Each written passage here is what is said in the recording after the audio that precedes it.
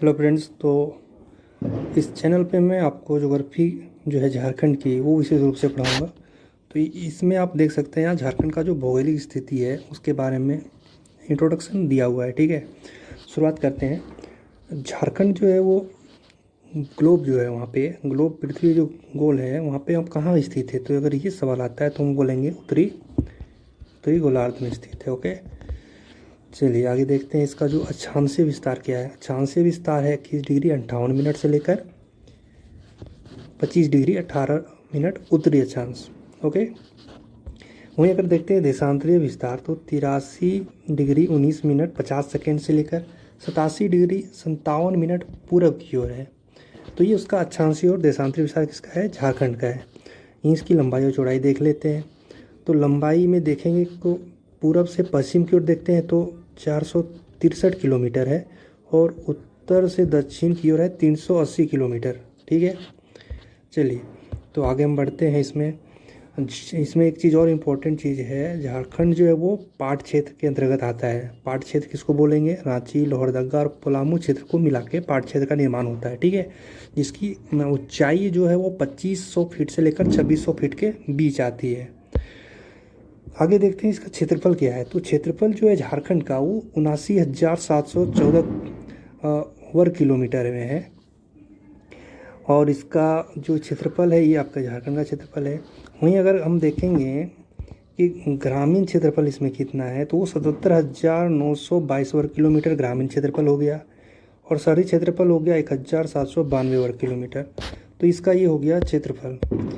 आगे देखते हैं इसकी जनसंख्या क्या है। तो जनसंख्या 2011 के अकॉर्डिंग यहाँ देखेंगे तो 3,29,88,134 जो है वो जनसंख्या है इसका, जो कि पूरे भारत का 2.42% में आता है जनसंख्या के मामले में। चलिए आगे देखते हैं। बिहार और बंगाल जो है ये विभाजित कब हुए।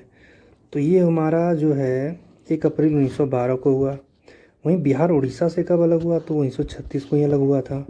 तो ये चीज़ डाटा है, इसको याद रख सकते हैं एग्जाम पॉइंट ऑफ व्यू से। अब घनत्व क्या है, घनत्व किसको बोलते हैं कि जो प्रति घन किलोमीटर है उसमें कितने लोग रह रहे हैं। तो झारखंड का घनत्व है 414 व्यक्ति, यानी इतने क्षेत्र में इतने लोग रह रहे हैं यहाँ पे। तो इतना हो गया आपका डाटा। अब देखते हैं इसका जो फिजिकल जो प्रॉपर्टीज़ है झारखंड का, वो यहाँ से यहाँ तक आपको देखने को मिलेगा।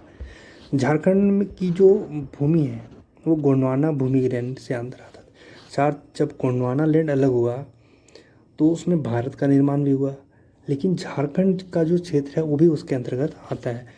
अर्थात गोंडवाना लैंड अगर ये है तो झारखंड जो उत्तर पूर्वी क्षेत्र में है, यहाँ पे झारखंड आता है। ठीक है, चलिए तो इसमें हम देखते हैं इसका प्रॉपर्टीज़ क्या है।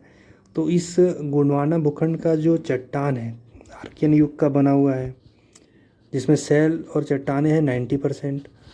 अब इन चट्टानों में क्या पाया जाता है, कोयला, मुख्य रूप से कोयला है, लोएस्क है, ये सभी खनिज पदार्थें इसमें पाई जाती है।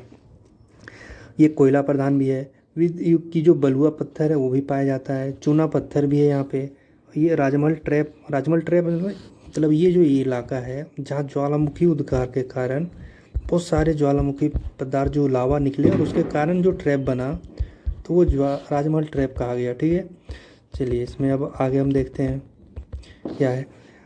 मृदा जो है, देखिए मृदा तो बहुत तरह से है झारखंड के अंदर, लेकिन लेटराइट जो मिट्टी है वो भी बनी है यहाँ पे। नदी निक्षेप भी पाया जा रहा है। जलोढ़ मिट्टी जो मुख्य रूप से इस एरिया में, या यहाँ सोनरेखा बह रही है तो उस एरिया में, तो वहाँ जलोढ़ का भी निक्षेप पाया जाता है। धारवाड़ क्रम की चट्टानें भी है यहाँ पे, जिसमें लो एंस बहुत अधिक मात्रा में है।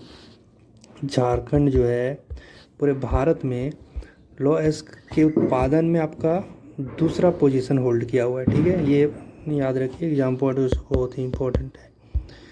चलिए आगे देखते हैं हम। गोंडवाना युगीन चट्टानों की क्या प्रॉपर्टीज है या क्या प्रधानता है। तो ये कहाँ मुख्य रूप से पाई जा रही है, दामोदर घाटी में और अंगा घाटी। और वहीं जलोढ़ निक्षेप कहाँ है, राजमहल के पूर्वी भाग में, जो यहाँ मैंने बताया सोन घाटी और सोनरेखा नदी वाली घाटी है। तो इस जगह पे क्या है, जलोढ़ निक्षेप प्रमुखता से पाई जा रही है। अब हम आते हैं इसका पहाड़ वाले एरिया में। जैसे पार्श्वनाथ यानी पारसनाथ जो है, जो गिरिडीह में है, उसकी ऊंचाई कितनी? 1365 मीटर यानी 4478 फीट, जो झारखंड की सबसे ऊंची चोटी है। तो ये याद रखिए। और दूसरी क्या है?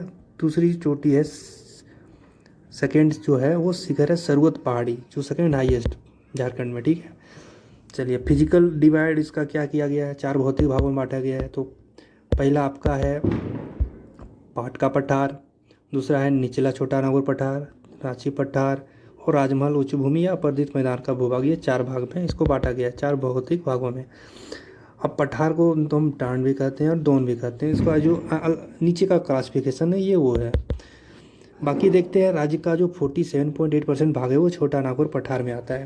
यानी ये जो पूरा झारखंड है, छोटा नागपुर पठार, अगर हम भारत का मानचित्र बना के देखें तो उसमें जो झारखंड आएगा इस एरिया में, तो वो छोटा नागपुर पठार यहाँ कहलाएगा। ओके, तो इस जैसे हम देख सकते हैं उसको।